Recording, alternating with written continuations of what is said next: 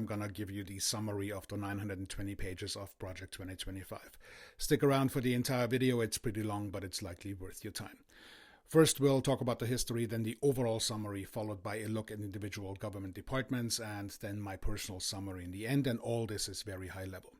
The instant gratification conclusion is simply this. We either jump into action, develop a deep interest in politics, and recognize as well as act on knowing that politics is participatory and not just a bystander affair, that voting blue across the nation will be our only savior, or that we will be forced to face the consequences, witnessing the United States fall into fascism during our lifetime.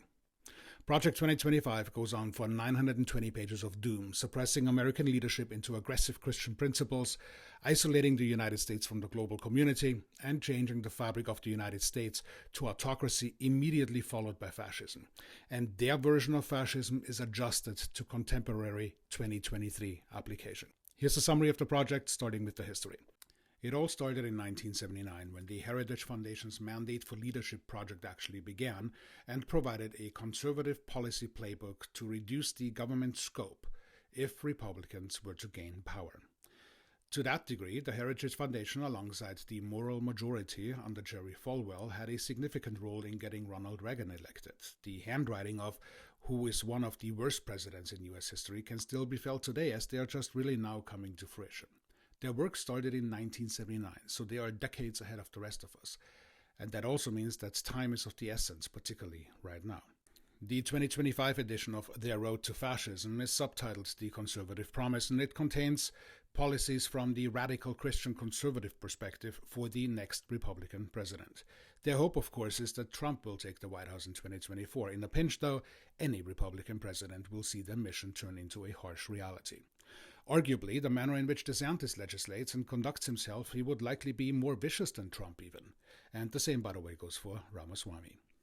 And if they do not take the White House in 2024, they will certainly not rest, but continue with more vigor, more dedicated resources, and continuous regressive changes at the state level until they return in 2028. The intent of Project 2025 is to reshape all areas of the United States, from government to society, economy, religion, to individual freedoms and the environment. Not a single stone will be left unturned by them, and what's under their rock are the following key policies. Limit government power and bureaucracy by eliminating agencies, regulations, and social programs across the United States. The argument here is rooted in the disregard that an ever-increasing population is undeserving of an increase in administration. They are vehemently against the government's overreach, as to what they call it, into areas such as healthcare and the environment, claiming that this is violating limited government principles. They want to declare traditional Judeo-Christian social values as the lay of the land, further restricting women's bodily autonomy and phasing out any protections for the LGBTQ community. They will also continue to deregulate industries under the guise of spurring the free market economic growth, which translates to nothing but an acceleration of wealth transfer and how wealth disparities will increase, leading to indentured servitude, company towns, limited social safety nets, phasing out Social Security, Medicare, Medicaid, and many more social programs. They want to also reposition the United States foreign policy towards unilateralism and national self-interest over global cooperation. This means more wars and an increased likelihood for global catastrophes. Falling right in line, they also want to increase military spending and the projection of United States power abroad, adopting a more aggressive posture. In other words, a warmongering country will get itself a brand new license plate. But let's break down the summary by department, starting with the Department of Defense. Increasing military budget and modernize all branches of the armed forces. They want to refocus on great power competition, identifying Russia and China as the primary threats, and they want to remove anything remotely woke. Diversity and equity and inclusion and policies will be established to restore traditional culture across the military. And then, of course, they want to have all the allies bear more costs and responsibilities for their own defense. Moving on to the Department of Homeland Security. They want to restructure or break up the DHS agencies such as FEMA, TSA, and Border Patrol, prioritizing immigration enforcement over humanitarian concerns. They also want to eliminate cybersecurity and intelligence functions. Moving on to the Department of State. They want to assert U.S. interests unilaterally over compromising in global institutions, confront China and Russia and Iran with more forceful sanctions and military threats, and the quid pro quo of any form of foreign aid to reflect only short-term American interests will reign supreme.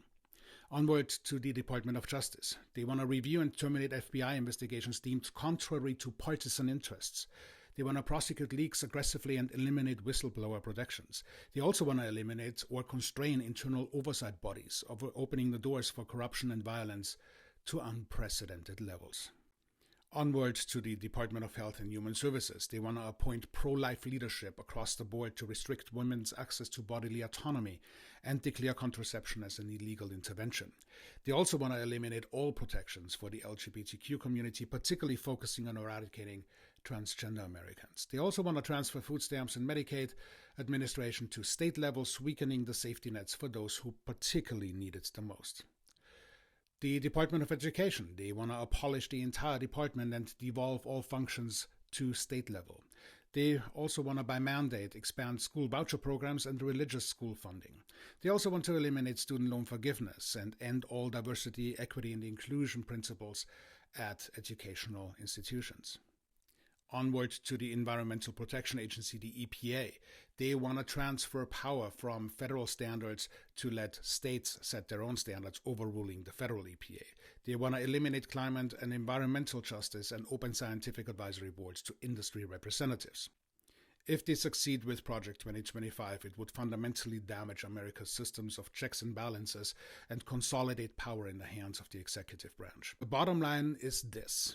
If the GOP succeeds in any measure to keep their ideologically and ethically bankrupt politicians in power positions, there will be no progress, and present-day bipartisanship, as challenged as it is, will definitely cease to exist. Worse yet, if the GOP succeeds, aided by the ultra-right think tanks, donors, and religious extremists, the US will cease to exist in any semblance of normalcy. So, who's safe? It's the white Christian man. Anyone else, you're not safe. Women, BIPOC, LGBTQ, the differences will be found in the atrocities committed against you.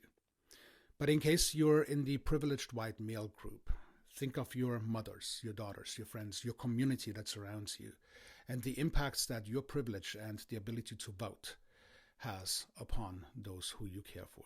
And then vote with how you would be able to comfortably address the person to their face with your vote.